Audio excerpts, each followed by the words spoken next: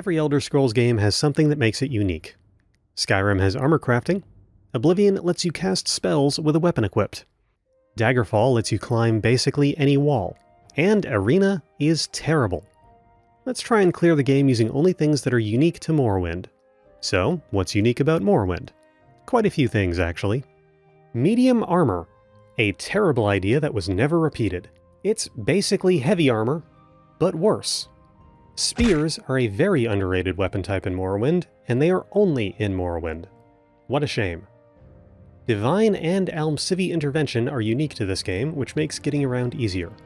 Mark can't be used in any other game, and it's useless without recall, so I might as well use both. Levitation isn't strictly unique to Morrowind. It's also in Daggerfall, but it's also strictly required, so I'm using Rising Force potions when necessary. Maybe a spell or enchanted item in a pinch. Lockpicks may be in Oblivion and Skyrim, but as a miscellaneous item rather than an equipable weapon.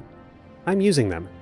There's some locked stuff that I kind of have to get into, and the open spell is very not unique. Besides, would it really be Morrowind without hearing this lovely sound? Here's a short list of additional stipulations I'll be following to not be super cheesy and make things too easy for myself. No creature merchants, pause screen buff cheese, alchemy looping, manual enchanting, stacking potion effects, etc., etc. If I took all the limiters off, this run would take like 30 minutes. What's your name? My name is Morrowind. But our records don't show from where. Okay, so hear me out. There are no races unique to Morrowind. I thought about Argonian and Khajiit because of their weird digitigrade feet what can't wear boots. But here's some old school Elder Scrolls lore for you. Prior to Morrowind, orcs were treated as subhuman. Then the dragon broke and King Gortwog won equal rights for his people all across Tamriel. If only it were that easy, man. So, Morrowind is the first game with playable orcs. The more you know. Nothing fancy about this character build, combat specializations, strength and endurance. Major skills, medium armor and spear, obviously. Athletics and acrobatics to shave a few hours off of travel time, and marksman. There are throwing weapons in this game, exclusively. And they suck, but I might as well. I should have chosen lockpicking. Minor skills, mysticism for intervention, enchant to have a little more charge on my on-cast items, and it's technically unique to Morrowind because it's called enchanting in Skyrim. But I won't be enchanting any items. Restoration, conjuration, and alteration in case I find some spells that only exist in this game. The lady sign for more starting endurance. Potions and booze. I won't be using them, aside from Rising Force potions anyways. No restore health or fatigue potions because then you can just purchase your way out of anything. Potions are overpowered in Morrowind since their effects stack. Do a keg stand to Sujamma, and you can slay the world. Sure, it's very Morrowind to abuse the properties of alchemy, but it's not really in the spirit of a challenge. Maybe a few restore strength potions. You can't stack the effects of restore attribute, it's like a cure disease potion. Standard Satanine shuffle. Hand over Fargoth's ring. 3 of the 4 mushrooms you need for a Jira are growing on this tree in the middle of town. The last is literally on the way to the Siltstrider. Climb the lighthouse for the skill book, grab the enchanted battle axe, sell it to Auril. There's a bunch of other— wait, I almost forgot Tarheel. The Colovian fur helm is classified as light armor. I didn't realize this until much later, but I don't think that a single additional armor class is going to invalidate anything, and this dunce cap is only found in Morrowind anyway. There's a bunch of other things I could do here, but screw it. Balmora is where it's at. Loot all the crates, sell it for some starting cash, and then it's straight to Revere. Revere sells weapons that have an on-cast effect to summon the same weapon type as a bound weapon. These bound weapons have a plus 10% chance to hit and are equivalent to Daedric weapons in damage, while weighing nothing. They cost less than 200 gold. In any other game, something this powerful would be a reward from a Daedric Prince quest. In this game, it's from an under-the-table pawn shop next to the 3rd main quest objective. I'd thought about buying a heavily used spear from the pawnbroker in Saran and fixing it up, but that's actually worse and more expensive. 1 door down to the Mages Guild and we hand in the mushrooms. Then we steal all of Galbadir's soul gems, sell all my alchemy ingredients to Ajira now that she likes us, take the teleport to Caldera. Ransack the Caldera Mages Guild, sift through all of their bags and baskets for the gold cannet and stoneflower petals for Ajira. Varric Germain, I'll take that recall amulet, and now, Gorak Manor. On the top floor is a crate with most of a set of orcish armor. For most people, this is immediately sold to Creeper downstairs. But Orcish Armor is the highest grade full set of medium armor. It's statistically terrible, but it's the best that I'll get my hands on. Back to the Mages Guild for more quests. Edwina Elbert... Wait a minute. Edwina Elbert wants us to steal a book called the Chimar Viridian from Cyrilanwe in Vivec. She gives us 2 scrolls of Ondusi's Unhinging to cast the Open spell in order to liberate it from her possession. But Open is a spell in many Elder Scrolls games. At this point in the run, I was telling myself I wouldn't use lockpicks. Later, I'll remember a few locked doors are required for story progression and decide they were unique enough in this game to be worth using. But for now, enjoy this little cheese. Giddy up, go on. Go on, get out of here. Detect Key is a spell unique to Morrowind. Most locked items have a key somewhere in the world, and they're easy to miss. If you don't happen to already know its location, it's pretty useful. It's also a mysticism spell, so I can use it to train my mysticism for easier teleport spells. I have 5 sneak right now. Grug no walk good. So in order for me to steal anything, I simply have to be alone. I tried stacking potions and other objects to create a broken line of sight, but I'm not sure that's even how it works. A tall enough stack of books might have done it. Just a little bit more. Nice. With that out of the way, it's off to Hulin's hut, our first real taste of combat. Berserk time. The Berserk power gives you damn near guaranteed accuracy, a godsend in the early game where... I may have overprepared. Forgot to even summon the Bound Spear. And that's 2 Amulets of Intervention, Divine and Elm Civi. Functionally free fast travel to anywhere that isn't an Ashlander camp. I can cast Mark manually, you barely ever need to actually set a mark, and the Amulet of Recall will take care of point-to-point teleportation. I can now go start the main quest. I also go pick up the actual spells for the interventions in the Balmora Temple and the Sadrath Mora Imperial Cult Shrine. Let's see what a Bound Spear looks like if I cast it myself. Grug not smart, very little magicka, time for a nap. I have you. Huh, I rested for 1 hour, but I still have the spear. You know, I'm really not too worried about the difficulty of this run. This enchanted shield that Galbadir sells is classified as medium armor, and it has a pretty strong on-cast healing effect. You can use shields with a spear to get better armor rating, but you can't block with them while doing so this actually doesn't violate the run. I also buy a Spear of Light, thinking that I could use it as a flashlight, but don't realize that it casts on strike, not on cast. Worthless. Caius, my man, is it drafty in here, or were you just trying to cut some glass? I might as well cover the story beats. It's my first Morrowind video after all. Caius says that we've been sent here on the Emperor's behest and inducts us into the Blades, sort of the Emperor's secret service. He tells us to go get some training and get settled in. But if we're impatient, we can skip that, and he wants us to talk with Hasfat and Tibolus over at the Fighters Guild and do a chore for him in exchange for information. Hasfat wants us to head north and pick up a Dwemer puzzle box from Arkanthand. So I fill my remaining empty armor slots with Bone Mold and head out. Bone Mold is very visually striking, but medium armor sucks, so this is the first time I've really worn it.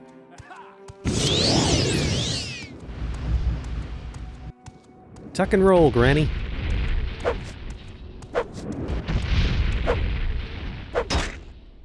I will enjoy this.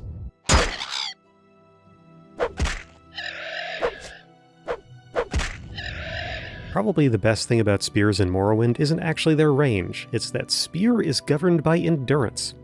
Its damage is still determined by strength, and its hit percentage by agility, but by leveling spear, will become quite tanky. Quick repeated thrusts are the best way to level spear, but the damage is pitiful.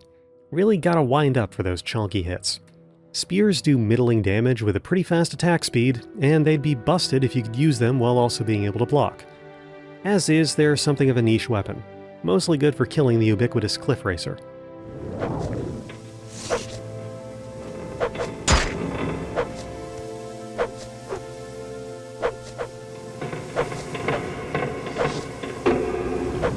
Hot damn, I couldn't hit the broadside of a barn. Let's rest up that fatigue for a better hit chance.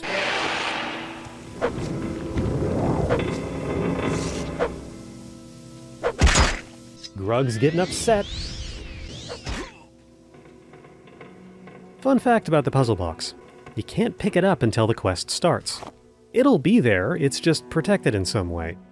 Don't know why, most other quest objects are free-floating. Here's your puzzle box, buddy. Need to change your pants? Hasfat gives us notes on the Sixth House cult, a lost faction of Morrowind's history, but its leaders remain alive, sustained by evil sorceries. There's a required reading list. We'll just ignore that. I hate homework. If you're going to teach me something, do it yourself. Overnight, we have fitful and vague dreams, much like we did on the boat to Vardenfell. A tall man in a golden mask converses merrily with the dead while we watch, powerless and afraid. Caius is more interested in the Nerevarine cult than the Sixth House, so he sends us to Sharn Gramuzgrob for more information. She asks us to go fetch the skull of Levuul Andrano from the Andrano ancestral tomb. She says that it's south of Pelagiad towards Seydanin, southeast of Vivec. These directions are terrible and will get you lost. That's a running theme in this game. People never mark things on your map, and the directions they give you are never the easiest nor the quickest way between any 2 points. Getting lost is meant to be part of the experience, but in the modern day, rather than tip lines and Prima guidebooks, we have UESP. Literally just go to the Seydanin Siltstrider and walk to the reverse side of the mountain. Brain dead simple. If you try to go to Pelagiad first, you'll just walk past it. The Andrano ancestral tomb is where the game first starts throwing curveballs. Ghosts can't be harmed by normal weapons. Gotta be enchanted, silver, daedric, or a few others. Oh, and bound weapons work too. I always think that I don't need the bound spear, but I really, really do. I've been missing way too often without that bound spear, so let's pay for some training. Need to be level 3 for the main quest pretty soon anyway. Training is kinda overpowered in Morrowind. There are no restrictions aside from the cost, and money is an afterthought beyond a certain point. I have a video about how you can get 1,000,000 drakes in Morrowind in literally 33 minutes, but I won't be doing that today, and I won't be power leveling either. This build is strong enough. Level 2, Speed, Endurance, and Intelligence. Grug's gotta learn how to read good. Sharn tells us that the Nerevarine is the prophesied reincarnation of Nerevar, a long-dead hero. It is said that he will restore the practice of ancestral worship and drive all Outlanders from Morrowind. This is obviously politically inconvenient, so the ideology is banned unilaterally by the Umsivi Temple and the Empire. Before we can start the next quest, we need to be level 3. I think this is supposed to guarantee that you get the dream that I had earlier. Gotta sleep to level up. I could just steal some stuff, sell it, and then buy some training, but I've got different plans. Let's see what the Ashlands look like at level 2. I get hopelessly lost making my way by foot to the Urshilaku encampment, and stumble into the Daedric shrine of Ashur-Nabatashpi. Oh look, a Daedra.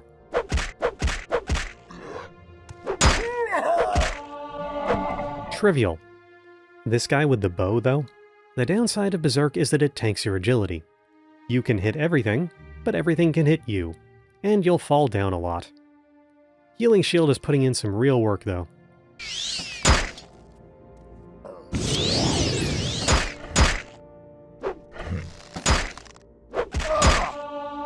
You will die in disgrace.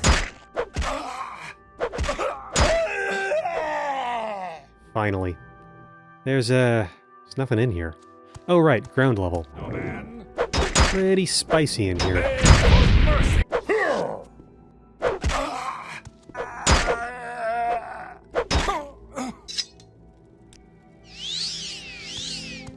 Weird. Ooh, shiny.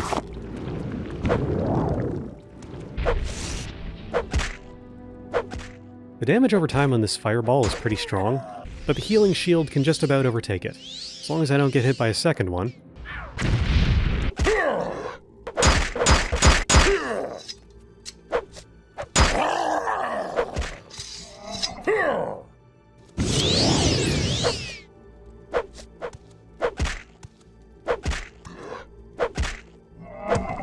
What was I doing in here again?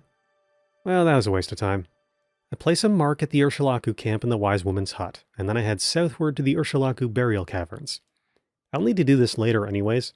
I might as well get some experience in the process. Say hello to the point in the game in which a run without acrobatic experience becomes impossible. I guess you could use Levitate, but there ain't no way over this gap without running, jumping, or magic. I always manage to get lost in here. You have to go to the very top of this spiral and then keep going because you actually missed a turn. Go here before the quest starts, and the objective is still here, but there's hardly any skeletons. Wasn't my intention to make this any easier, but whatever. You know, I probably could have used crossbows. Ah, but there's a crossbow in Skyrim. Ah well. I'm carrying a lot of random nonsense, and the more you carry, the slower you are. With this heavy-ass medium armor on, I have to fat man jog around, and it's getting annoying. Rallen Hlaalu's corpse in Balmora is a convenient container that can carry an infinite number of items, but it's behind a level 30 lock. Then I remember that later in the game, I'm going to have to get to Drambarrow, who's behind a locked door at the top of the St. Olm's Canton, and I don't think there's a key, so screw it. I trained some security levels over in the Council Club, pretty cheap since I'm only level 5. We'll come back to that. Level 3, Speed, Endurance, Willpower. Caius wants us to go seek out some informants over in Vivec for more information on the Redoran cult, at Hiranir, Hulia, and Miramilo. There's a limit to how much your average container can hold in this game, unless it's a corpse. As a result, the Redoran is canonically a litter bug. Miramilo is working out at the library. She wants a copy of the Progress of Truth. The library has a copy, but while it's legal to read it, if I pick it up and move it 20 feet across the room, I will get sent to jail, so I gotta steal it. But Twinkletoes Gross Stumbles over here is still real bad at sneaking. Fortunately, Morrowind has a system where when you wait a few hours, it kinda shuffles the positions of everyone in the room. Do it enough times, and you'll create yourself a window of opportunity to steal practically anything. Even though this library is heavily guarded, I can rob it blind. I'm heading to a bookshop next where I can sell these. Miramilo has seen many of her colleagues go into hiding for the Redoran cult, but she has to be on the sly about it since she's under constant watch. The Progress of Truth outlines the teachings and practices of this forbidden sect. Vivec is enormous, and simply walking from the Temple District to the Foreign Quarter is probably slower than using Recall to go to the Ashlands, Almcivi to go to Nissus, and then taking the Nissus Siltstrider to Balmora to take the Guild Guide teleport to the Mages Guild in Vivec. Or at least it feels that way in medium armor. Hey Hulia, don't you just love the Empire? Die, Fetcher!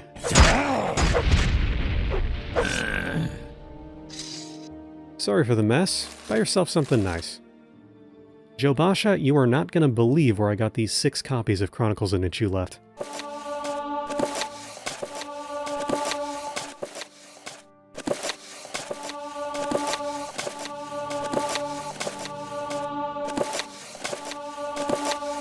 Hulia basically doesn't know jack about the Redoran, but he says that we should go ask the Ashlanders. 75% of this game's story is a paper chase. Muin Gay, you are not going to believe where I got this entire set of A Dance in Fire. Off to the St. Olm's Canton to meet with it Hiranir. And on the way in, we're asked where we can find the exact lady we're looking for ourselves. He's a bureaucrat looking to collect on a debt. Wouldn't be Morrowind if we didn't taunt spam at least one person to commit murder in self-defense.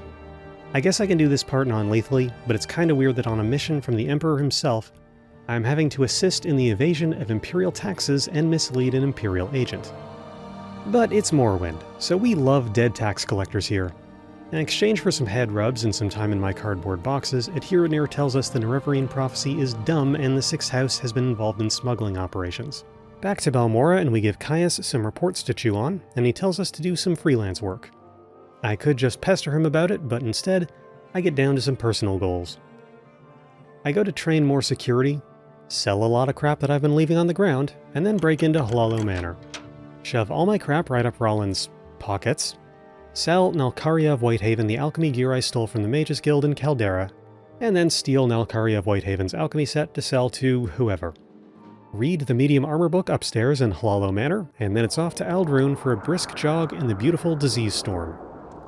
Blight storms have like the same 4-second sound effect on loop, and they can last for days. I get horribly lost in this canyon and have to pull up a map. Why must Myrrh and nature conspire against me? Level 4, Strength, Intelligence, and Speed. Storm's still going. Ah, come on.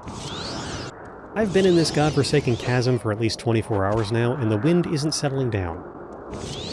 Oh, an ash slave. I've never seen one of these outside before.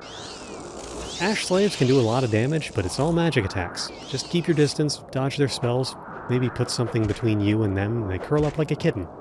This guy was probably put in this cannon to gatekeep the Dunmer strongholds from early game players. Finally, it took 2 days on foot, but we got there. Cavern. This is Phalismarin. Finally, took 3 days on foot, but we got there. Cavern. Corprus Weepings, 6th House Cup. Train my Spiribed on this facial prolapse. Uh-oh. He cursed me with Ash Woe, a blight disease. 6th house enemies can do this to you, and it's not fixable with cure disease potions. Willpower and intelligence have been reduced by 21 points. Oh no. I have been rendered submissive and breedable. My max magicka points may be 16, but when you've got a stick this pointy, you don't need much willpower.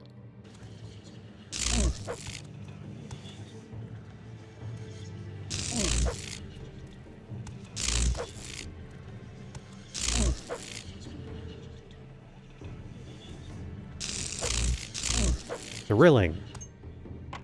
The closets in here have some dead adventurers with some good loot.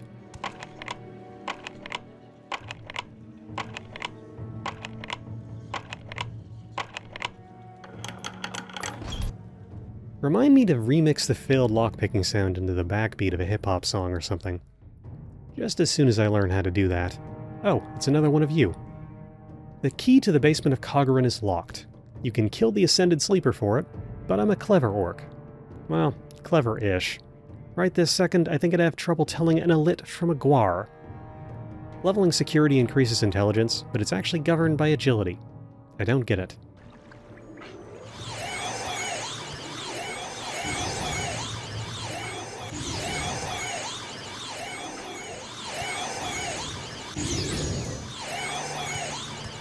Video games. I know, no fatigue. But the only real way to manage it would be fatigue potions. Just walking around burns through my fatigue at this point, even though I have athletics as a major skill. And that penalty to willpower only makes it worse. Hey buddy, where you going? Okay, I'm using potions to deal with the strength damage. The alternative would have been using Almcivi Intervention to pray at a shrine and then hauling my ass all the way back here. I suppose I could have used Mark and Recall, but I don't want to lose my mark at the Urshilaku camp.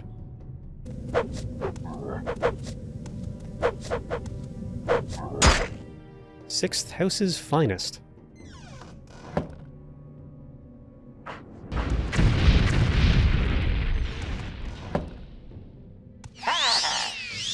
Alright, try that again. Finally. Oh, for the love of it! This is getting out of hand. Now there's 2 of them. Shadow Shield. There's some Daedric Gauntlets somewhere down here, but I'm already having to chuck stuff for carry weight, so screw it. Not like I can wear them. Might as well face the Ash Vampire.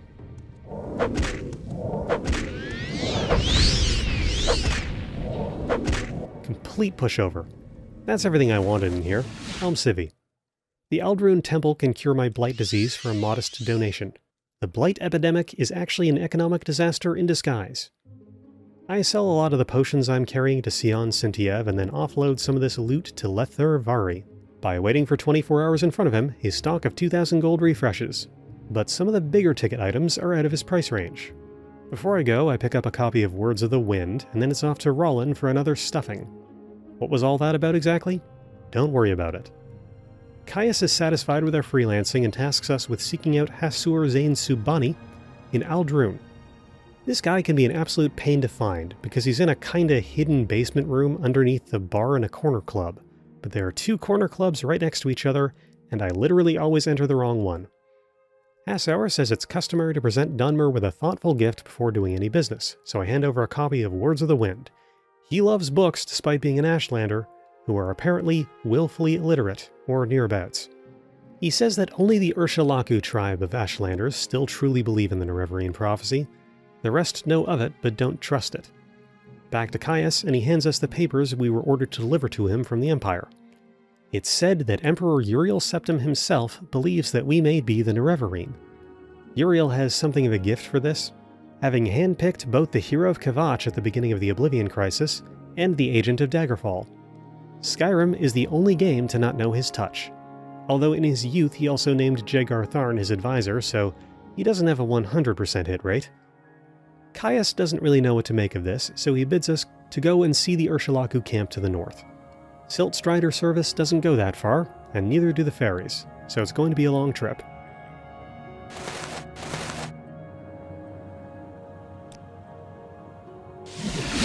Well, that was fast. Wise woman tells me to leave, so I go and see Zabamund, who's not having it for some reason, and then I go and check on the Ashcon. What? Oh, just try that again. Talk to the wise woman first, ignore her telling us to go away and press her for details. Then talk to Zabamund about the Nerevarine prophecies, and give him the thoughtful gift of 200 drakes. Gotta hand it to the Urshilaku, they are honest. They openly admit they'll take bribes. Although the practical use of imperial currency in an isolationist nomadic culture of naturalists seems dubious to me. Ashcon Sul Matul wants us to go fetch the Bonebiter Bow of Sul Senapul, which I already have in my pocket, so I'm inducted into the tribe as a clan friend. He's familiar with the Nerevarine prophecy, but wants us to speak with the wise woman Nabani Mesa, who just talks and talks all day long, but the gist of it is that one is not born the Nerevarine so much as one becomes the Nerevarine through their actions and triumphs, and there is a variety of trials we have to overcome in order to become the Nerevarine. Not to prove that we are the Nerevarine, we aren't yet, in order to become the Nerevarine. Or maybe only the Nerevarine can fulfill the trials. It's kinda open-ended whether we're truly the Nerevarine or we're just good enough and everyone is willing to run with it. I don't get it either. We already fit the criteria of being born on an auspicious day and being born an orphan. Apparently, having a birth sign isn't common in Tamriel. I thought it was like your horoscope, but I guess it's closer to being born under a full moon or an eclipse. Or being born a call-bearer, like me. In certain cultures, the circumstances of my own birth are rare enough that I would have been made a wizard. Instead, I'm making YouTube videos for people I'll never meet. What a thrill. So we need to go back and talk to Caius is encouraged by all this and tasks us with clearing out a 6th House stronghold. The garrison at Fort Buckmoth had an encounter with the 6th House, and one of the men came back as a Cronenberg monster, but he was just intelligible enough to say that they were hiding in Ilunibi, north of Narmok. Oh hey, Pemini. Here's a fun tidbit. Halfway through the writing of this script, my spell check suddenly stopped returning anything. If the captions are screwed up, I'm sorry, but the reason why is because there are so many proper nouns involved that it stopped assuming I was typing English. Pemini gives us her boots of blinding speed, 200 points of speed, 100 points of blindness, constant effect. Light armor, can't wear them, not worth much, but it was literally on my way. Ilunibi is on the north point of the island, guarded by a ferocious scrib. And a rat. Level 5, strength, speed, endurance. Pretty dark in here. Morrowind is kinda like that. But there's not much to see. This place always trips me up, because the cavern loops back on itself and you can go in circles forever. The classic fallback plan is that if you are encountering enemies, you're going the right way. So many ash slaves. They're not even difficult, they just like to waste my time.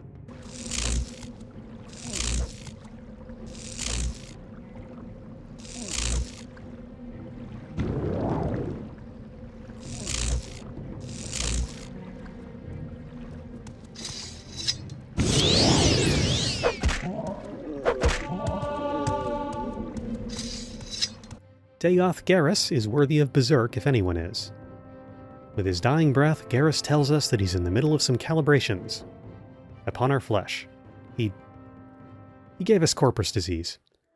Corprus disease is a progressive variety of blight disease that leads to deformities, pustules, loss of inhibition, intellect, memory, and also gives you super strength and makes you immortal. It's a zombie disease. Like all blight diseases, it's spread by the 6th House, either directly or by its servants, or through the blight storms. Now that we're horribly sick, most people don't want to talk to us, and every day most of our stats decrease by 1. Endurance and strength, however, do the opposite. You can abuse the hell out of this property. Go on a vacation for a few months and come back as the strongest man alive. But we won't be doing that today, it's not necessary. Caius says he's worried about our disease, but his voice lines say otherwise, and he gives us a gift to give to Devaith Fear, a specialist in Corprus disease, who runs a hospice for those inflicted known as a corpusarium. We're basically being put on palliative care. Dagoth lives in Telfir, not too far from Sadrith Mora, but there's no taxi services, so we gotta hoof it. Despite running a medical facility for the infirm, Dagoth, like all Telvanni wizards, isn't terribly concerned with accessibility, so you have to use levitate to get up to him. Thankfully, he left some Rising Force potions lying around. He's cool with people stealing his stuff. He calls it plundering his dungeon, an uncomfortable metaphor for a man with like 5 daughter wives who are all cloned from himself. One can assume he plunders his own dungeon quite regularly. Dagoth gives us an ultimatum: an eternity languishing in pain and infirmity, or what is effectively medical-assisted death for the purposes of research. He has a potion that will either kill us or cure us, but he wants us to see what we're in for before we commit. Down in the Corpusarium, we meet Yegrim Bagarn, by his own words, a master craftsman and the last living dwarf. Corprus disease has made him immortal, but he's basically a giant potato with thoughts and feelings. There's a hidden little side quest down here. A lot of the Corpusarium inhabitants are violent and insane, but if you get your disposition with Yegrim's caregiver high enough, you can hand her a unique Gwarskim drum from elsewhere in the cave and she'll play it to calm them all down. Gives me a warm feeling. Dagoth tells us to close our eyes, open our mouth, and swallow, and rather than dying in agony, we become immortal. All the symptoms of Corprus have been cured, and we're no longer infectious. The immunity to disease, improved strength, and endurance remain. Now you might think that this happening is the ultimate proof that we are the true Nerevarine. I'll touch on that later, but from here, it becomes much easier to convince people in Vardenfell that we are the chosen one. Not immediately though. Caius is happy that we've survived, but he's been recalled to Cyrodiil. We're to be promoted to operative and become chapter leader of the Blades, a position with no real benefits or responsibilities, hence why it was previously held by a skooma addict. Our next task is to catch up with Miramilo in Vivec, and she's nowhere to be found, so we break into her room.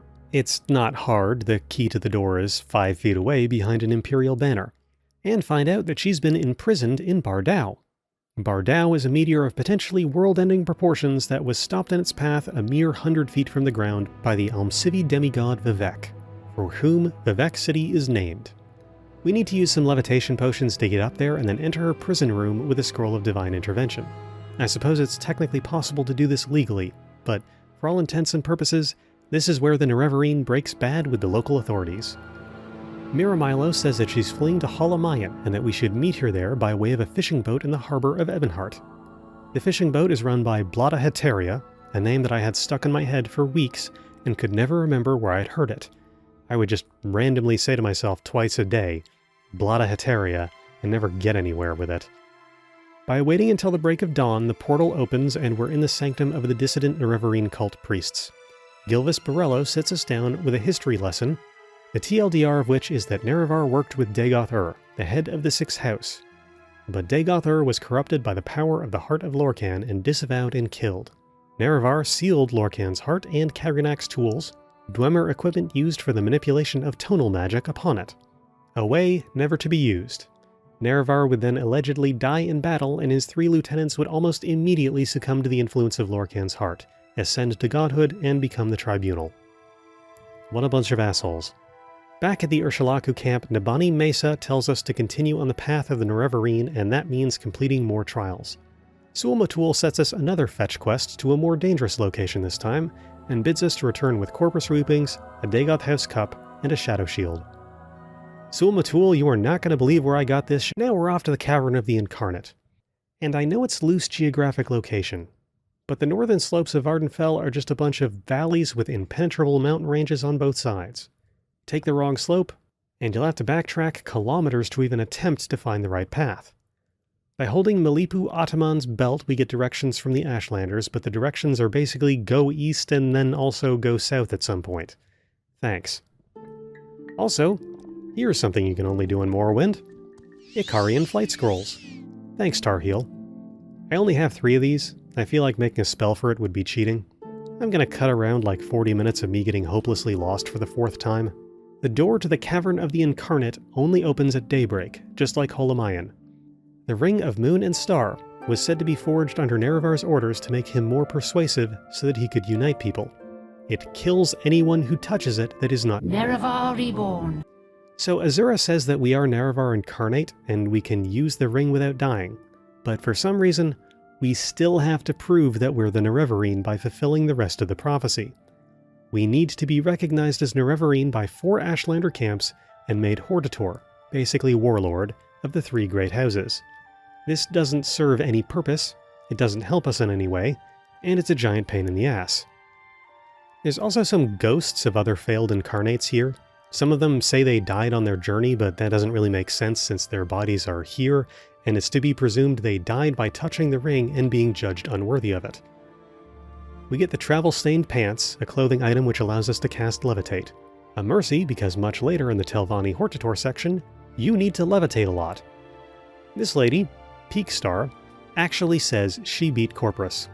She says blight. I assume she means Corprus, since anyone with 35 gold can beat blight disease. But she still wasn't the Nerevarine, so really, our one big claim to fame ain't even all that. Recall back to the Urshilaku camp and Svulmatul names us Urshilaku Nerevarine. We never have to come back. The Ahamusa camp is on the northeast corner of Vardenfell, about as far out of the way as you could hope for. Their wise woman is worried about the Blightstorms and foreign influence and therefore wants us to take her clan somewhere safe. Somewhere homey. Somewhere with a murderous satanic shrine vibe. No accounting for taste. Oh boy, an escort quest. This quest is trivial with water walking, but if you've forgotten by this point, this is technically a challenge run, and I can't use that spell. There's some hoo-ha going on at the front door, but that's not my problem. Nor is the rest of these crazed Daedric worshippers. Ahamusa Nerevarine. Swim 2 miles and leave an old woman for dead. What a champ. Erebinimsum Ashlanders are an agreeable sort. Their Ashcon sees Outlanders as scum and will never cooperate with anyone outside the tribe. Their wise woman wants this half of the clan dead so we can install a puppet as the Ashcon. That sounds like the kind of thing that a high-power political figure like myself would do. Genocide? Ethnic cleansing? Well, the prophecy said the Nerevarine would drive out all the Outlanders, and these people are technically out. In the Ashlands. They're also very annoying. Since enchanted items regain charge over time, I can use them to regain health in places where I'm not allowed to rest but am allowed to wait, and hit the next fight fresh. By handing over all the gear we just pilfered from his lifelong tribesmen, we can convince Han Amu to become the Ashcon and name us Nerevarine, so that we'll leave him the hell alone. Something that I noticed while slaughtering half the Arabinimsum tribe is that my armor rating is really low. I forgot to mention because I hardly even noticed it happening myself, but while shuffling around some fast traveling, I was apprehended by an official and forced to pay a fine for my crimes in Bardau. In Oblivion, when you pay a fine, you're taken to the nearest detention facility to pay a fine and then all your stolen goods are taken away. In Morrowind, you just pay the fine on the spot, and I didn't even realize they confiscated all my contraband. That orcish armor from Gorak Manor? The best armor in the game that I'm allowed to use is in one of any number of evidence chests across Vardenfell. The game is afoot. I can't remember where I lost my gear exactly, but we can use a process of elimination. Divine Intervention will take you to the nearest Imperial-held area, Sadrith Mora. The evidence chest here is completely unsupervised. Burned an entire lockpick and it's not even here. I'm reloading. Go ahead. Well, the furthest place I ever was Dagonfell, so we'll catch a boat there and see where Divine Intervention takes us. Fort Buckmoth, apparently. If you ever want to feel like you're going insane, just walk through a few of these useless back alleys in an Imperial fortress. Ah, prison. And the evidence is under heavy guard. But we can just wait for an opening. Literally. Eureka! Turns out I accidentally talked to an Imperial Guardswoman in a shop in Dagonfell. Completely skipped my mind. Onward to the Zainab Ashlanders. Cowshod of the Zainab tribe is a man of exquisite taste, so he needs some exquisite shoes. We can pick those up in Tel Mora, along with some other clothing for the nonsense he's about to ask us next. Before I get into all that business with slaves, though, I find myself in Aldrune as a layover, and get started on Redoran Hortator. Worst quest chain in the game, in my opinion. There are 5 or 6 counselors in this giant bug husk of a city center, and I need to talk to all of them in a highly specific order. And the locations of each counselor are nonsensical. This is the 3rd or 4th time I've done this, and I still get lost. Morrowind. Designed to make you get lost as effectively as possible. A quest marker mod would defeat the purpose of the game even existing, and that's kinda sad and also kinda pathetic. Second recording session for the voiceover, completely different mic, 3 months later. Audio capture also failed for the upcoming play session, so you'll miss the absolutely thrilling ambiance of backroom politics. I'll dub sounds in where I can. Ethan Sarethi is a man of influence in House Redoran, and his son has gone missing. He's being held prisoner in Venom Manor, on the other side of the building, hidden behind a locked door, covered in a tapestry. Freeing him from his illegal kidnapping is technically against the law. Ethan is happy we saved his son and sways all but one of the other counselors to our side, but we still need to actually locate and talk to them in order to confirm their support for reasons that are beyond me. I feel like a board meeting is called for, rather than having me hop around to everyone's personal quarters. Need to clear that bounty before I go much further, and this time I put the orcish armor on the ground before paying it off. Whatever other stolen goods I had aren't important. Bolvin Venom is responsible for the kidnapping of Ethan's son, but refuses to explain why, and he also refuses to consent to an Outlander becoming Hortator.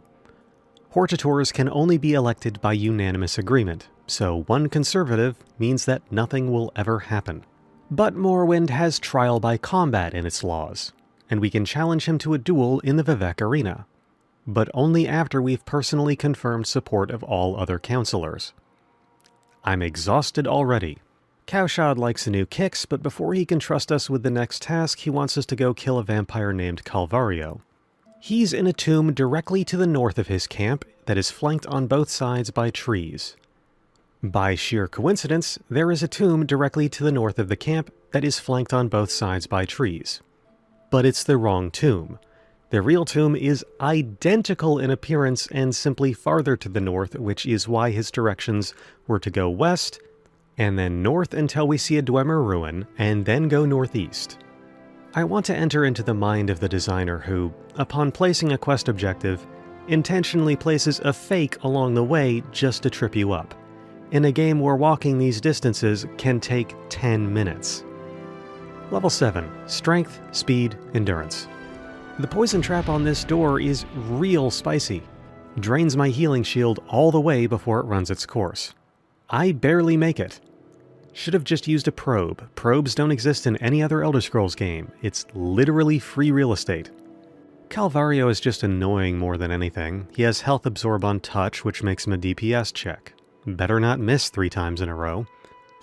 For a vampire as strong as him, you'd think he'd have some... Cowshad's impressed, but what he really needs is a wife. And he wants a plump wife, as plump as they come. Same, honestly, but unfortunately it needs to be a high-born Telvanni wife, and that's simply not going to happen. His wise woman suggests purchasing a slave and dressing her up as a Telvanni mistress. The Telvanni are not highly organized, and the Ashlander tribes are isolated by choice, so it's unlikely he'll know any better. Slavery is legal in Morrowind. It's mostly limited to the quote-unquote beast races of Khajiit and Argonians, but this is an equal opportunity civilization and will garnish the freedoms of anyone regardless of age, race, or creed. I hate it here. It's actually a little strange that slavery is a practice condemned by the Empire. The Empire is based on Rome, and Rome loved slavery. But I guess at least one civilization in Tamriel needed to be the good guys. I accidentally buy the wrong slave at the markets. I don't even know what the consequences of doing this are, but I had the gold to spare. We purchased the contract of Philura Lurvu. Philura is the daughter of Andrano Lurvu, the man with 2 last names, and seems happy to rise to the challenge of playing the role of a highborn Telvanni for the rest of her life. We dress her up, and a brisk jog back to the Zynab camp, and Cowshad names us Nerevarine. Have a happy honeymoon, Cowshad.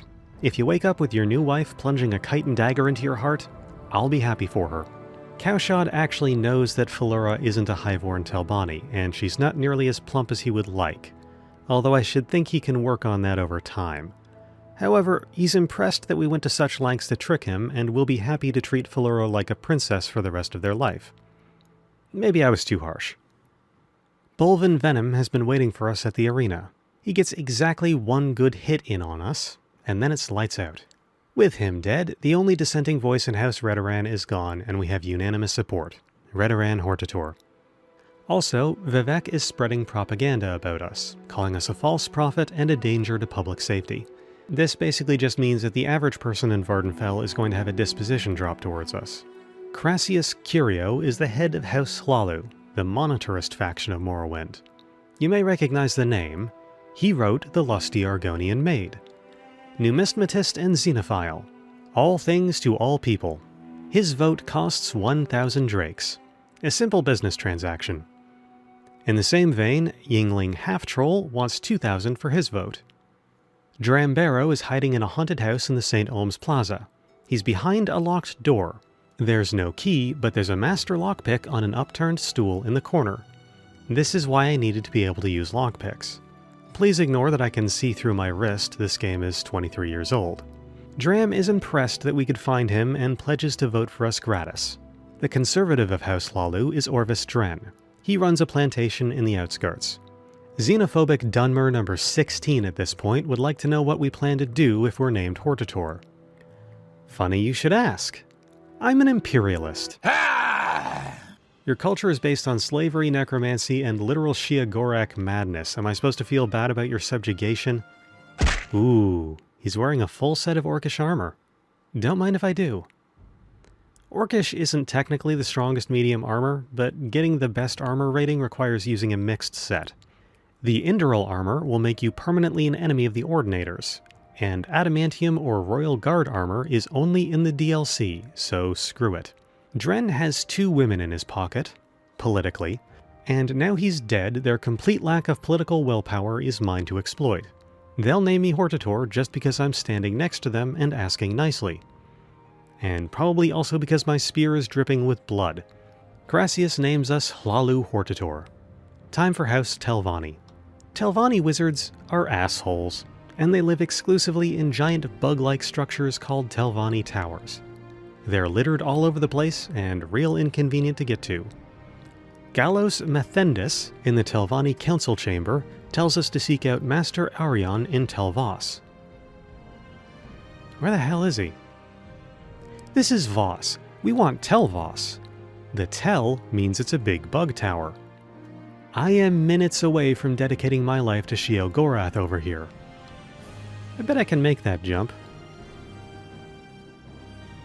Take off the armor first. Nailed it. Arion says we need to get the votes of Master Nelith, Mistress Dratha, Mistress Therana, and Archmagister Gothran. He actually marks their towers' locations on our map. I'll mark this location for teleport. We'll need to come back later, and I don't want to get lost in that lower floor maze again. In Tel Naga, we actually need to use levitation to reach Master Neloth, who is basically annoyed that anyone is bothering to talk to him, and a few hundred golden bribes gets him to name us Hortator, so we'll leave him alone.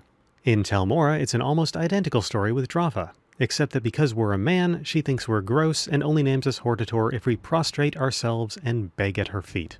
Tel Brenora is home to Therana, who is legitimately insane, burning books, decorating her house with eggs, keeping a naked male Khajiit as a lap cat. She will, quite literally, talk for the rest of time if you let her. But she likes gold as much as anyone, and with enough of it, she names us Hortator. It's funny that Vvardenfell has 2 types of Dunmer: extreme xenophobes who will do anything to get rid of the Imperial scum, and those that like money. It's either or, there's no middle ground, and the Nerevarine is forced to kill all those who don't answer to the almighty dollar. Azura has sent us on a quest to spread and reinforce capitalism. What in the... Oh, you're that slave I bought earlier. Go free? The sad thing is that if I could access her inventory, I probably would have kept her on the chain as a pack mule. Archmagister Gothran is a conservative. There's 1 per house. He's a filibuster, and will tell you he's still considering his answer infinitely. If you get him at high enough persuasion, he will instead be honest with you and tell you that he will never vote for you.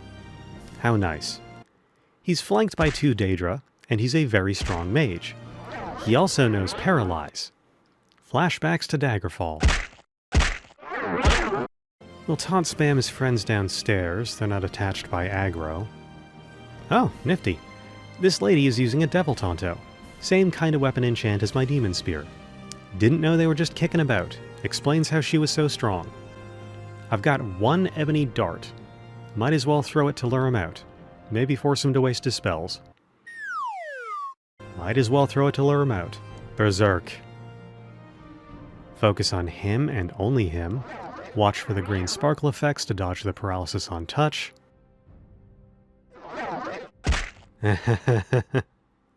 Whew. All the political rivals of the Nerevarine are dead. We come in peace, agree to our benevolence, or be destroyed. Now that we've fulfilled the prophecies for becoming Nerevarine and Hortator of all the factions of Ardenfell, we're to meet in secret with the Archcanon. No idea where the key for this door is. I burned through an entire master lockpick on it. We're to have an audience with Vivec, and he hands us a key to the temple's main chamber. Vivec hands us Wraithguard, the gauntlet required to wield the other two Cavernax tools.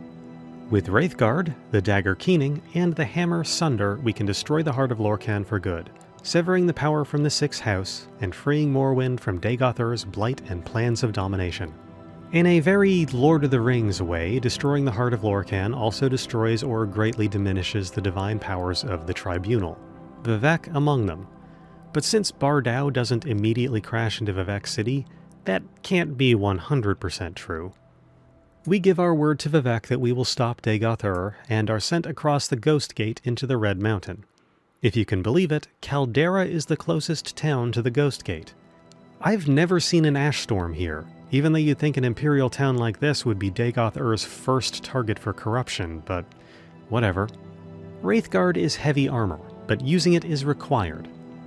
Well, it's not strictly required. We have ways of making it work without it, but don't worry about that. It's Morrowind. We can do what we want. We'll just use these travel-stained pants to levitate to the entrance of Odersal. Huh. Empty. Wait, is this the locked back door? Well, it wasn't my intention to sneak in and grab Keening without ever fighting anything, but I'll take it. Sounds back. Welcome to Vindasal.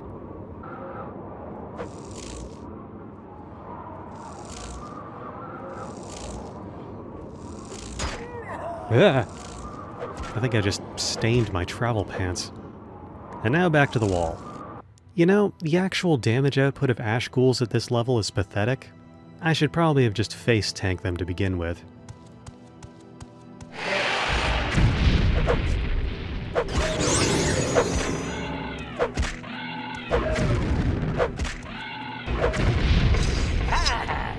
Ascended Sleepers are no joke. You know what, I'm just gonna scoot on past. Dagoth Vemin is actually easier to kill than that Ascended Sleeper. He drops Sunder. Very strong mace, but it constantly drains 1 fatigue to have it equipped. If I tried to equip Sunder or Keening without Wraithguard, it does a lot of damage to me constantly. What in the... Why is this skeleton trying to grope me? Oh, he was trying to cast Absorb Health on touch. Now we're off to Dagoth Ur, the location and the man. Dagoth Ur is actually a location in Elder Scrolls Part 1 Arena. Not that they planned ahead, they just repurposed the name. Juke this Ascended Sleeper around this corner. Perhaps you've been wondering what this run would look like without the Bound Spear. Well, it's a little something like this.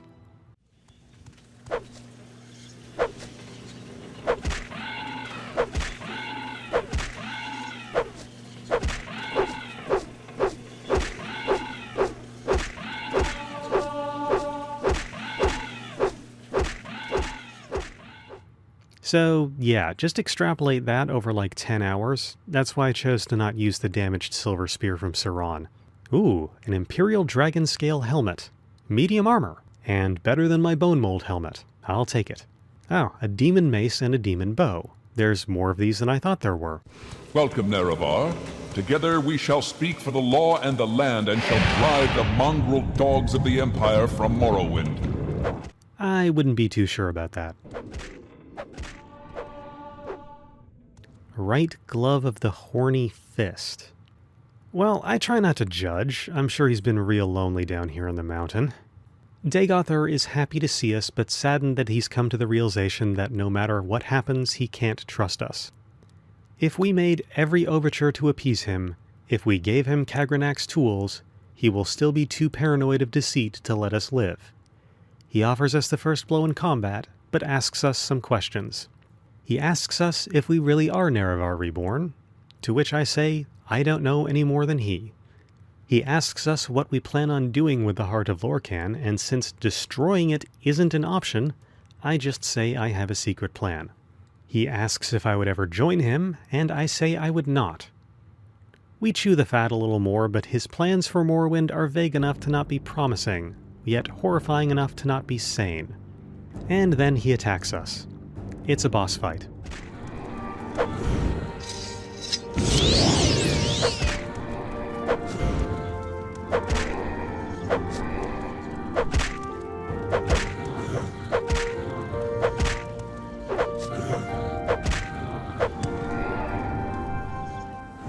What a fool you are. I'm a god.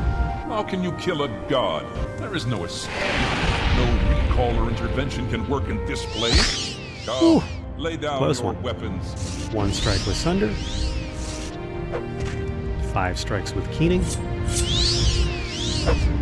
What are you doing? What are you doing? Fool! Stop! This is the end. The bitter, bitter end. Hlaalu is destroyed. If you weren't aware, Daggerfall and Morrowind are technically mecha animes. I refuse to elaborate further. As our reward for saving the world, we get a ring with a constant effect Night Eye and Restore Fatigue. The 2 primary annoyances of Morrowind, not being able to see anything and not having enough stamina. No, wait, it's getting lost and getting attacked by cliff racers.